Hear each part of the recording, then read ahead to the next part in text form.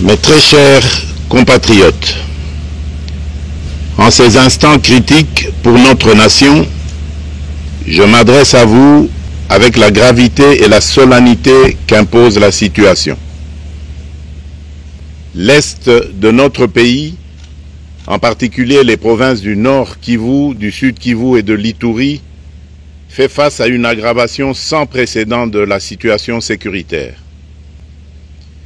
Les forces de défense du Rwanda, en soutien de leurs marionnettes du M23, poursuivent leur entreprise terroriste sur notre territoire, semant la terreur et la désolation parmi nos populations. Je partage avec vous la douleur et l'indignation face à ces attaques barbares. Ces actes ne sont pas seulement une attaque contre la République, mais une offense à l'histoire et à la dignité de notre peuple. En ces moments difficiles, je vous appelle à la résilience et surtout à la résistance. Face à cette situation, permettez-moi de vous rassurer. Une riposte vigoureuse et coordonnée contre ces terroristes et leurs parrains est en cours. Nos vaillantes forces armées de la République démocratique du Congo, symboles de courage et de patriotisme, sont pleinement mobilisées, prêtes à défendre chaque centimètre de notre territoire.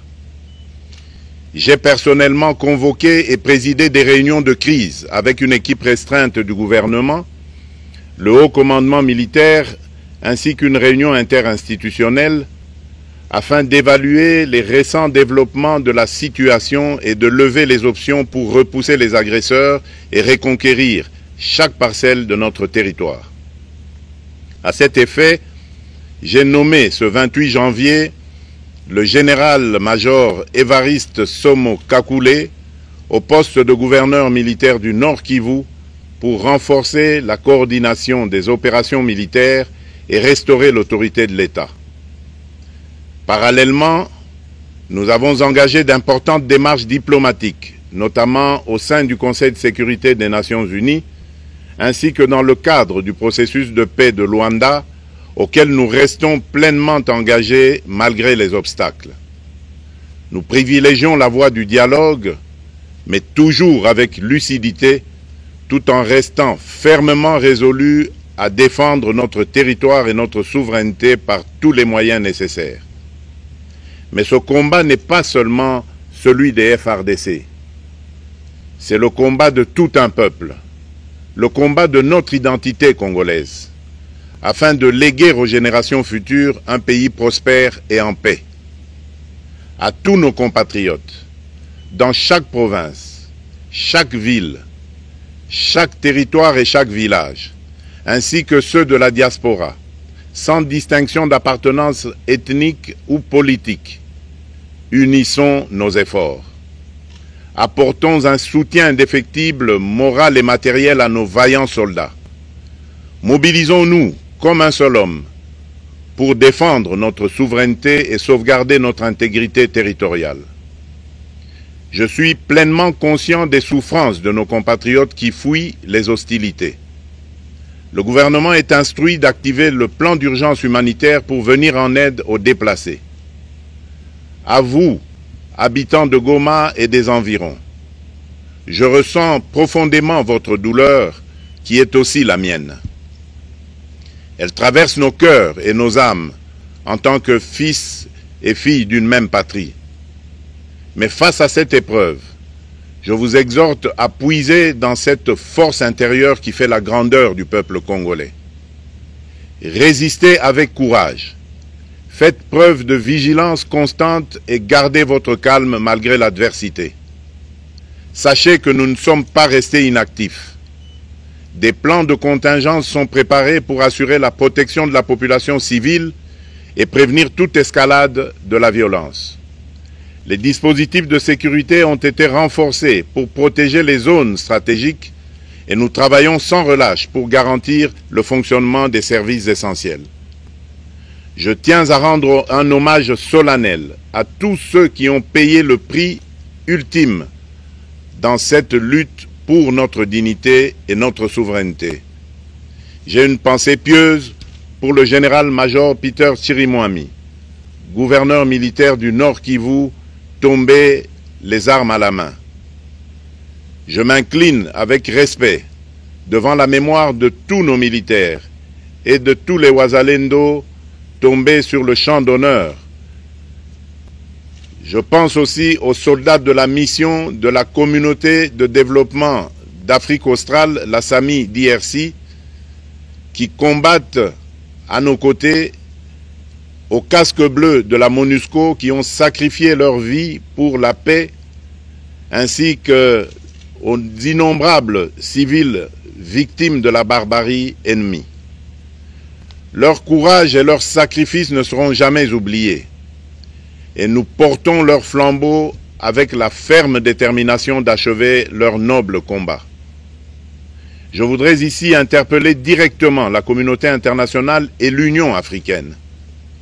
Le Rwanda continue de violer ouvertement et sans scrupule les principes fondamentaux de la Charte des Nations Unies ainsi que les accords régionaux.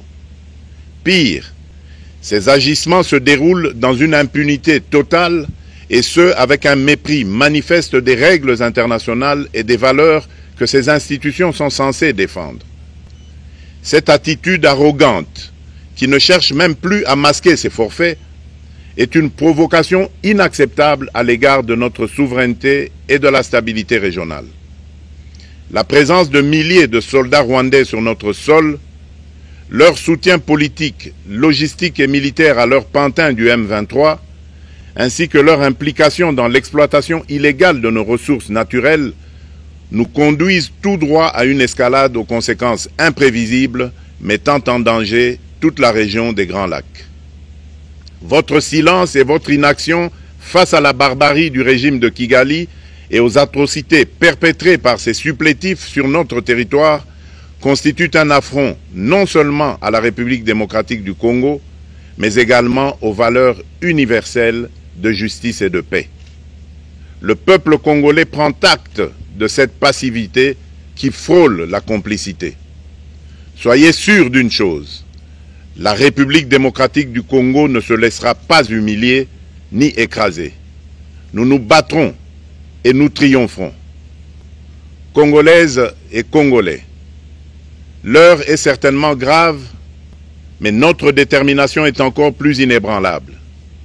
Ce moment critique nous offre l'opportunité de montrer au monde ce qui fait notre force, c'est-à-dire notre unité sans laquelle tous nos efforts seraient vains.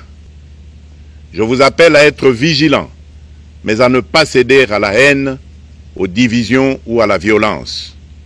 Je condamne avec la plus grande fermeté les actes de vandalisme et de pillage qui ont visé certaines missions diplomatiques accréditées en République démocratique du Congo, ainsi que des intérêts privés dans la ville de Kinshasa.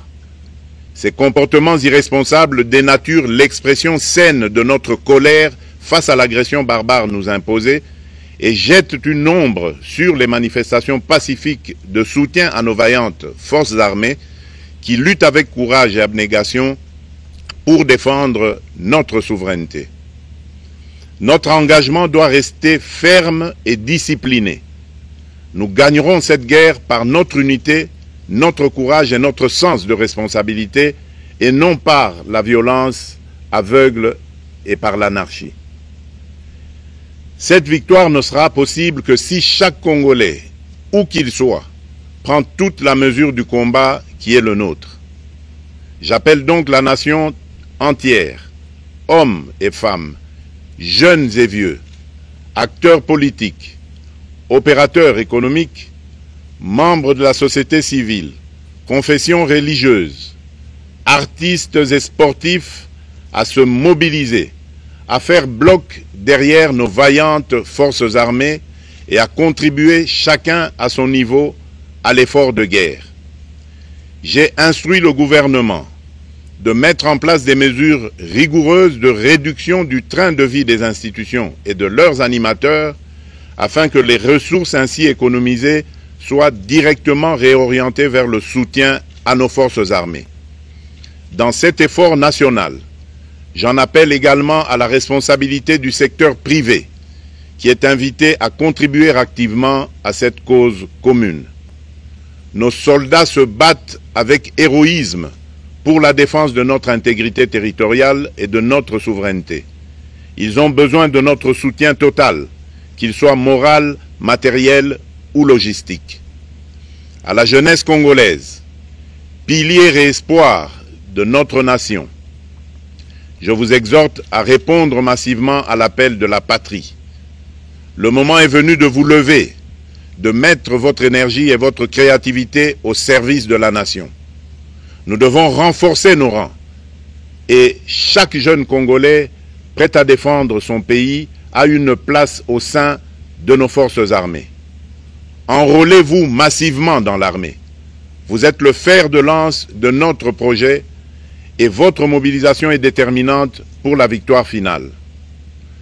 Aux braves populations du Nord Kivu, du Sud Kivu et de l'Ituri, vous êtes le symbole de la résilience congolaise, une source d'inspiration pour toute la nation. Vous n'êtes pas seuls dans cette épreuve. La République tout entière se tient à vos côtés, unis dans l'espoir et la lutte. Ensemble, nous ferons face et surmonterons cette épreuve. À nos vaillantes forces armées et aux vaillants patriotes Wazalendo, véritables sentinelles de la souveraineté nationale, je rends un hommage appuyé et vous exprime au nom de toute la République notre reconnaissance infinie et notre fierté inébranlable. Votre bravoure, votre discipline et votre engagement sans faille inspirent et mobilisent tout un peuple déterminé à défendre son territoire. Sachez-le, la République ne vous abandonnera jamais. Votre combat est le nôtre et vos sacrifices ne seront jamais oubliés. Vous incarnez l'honneur de la nation congolaise. À tous mes compatriotes d'ici et de la diaspora, la République démocratique du Congo ne pliera pas. La République démocratique du Congo ne reculera pas. Je ne vous abandonnerai jamais. J'en fais ici le serment. Le soleil n'a pas cessé de briller sur notre patrie.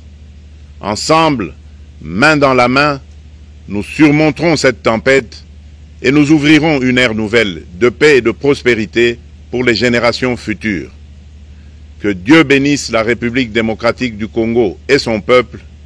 Je vous remercie.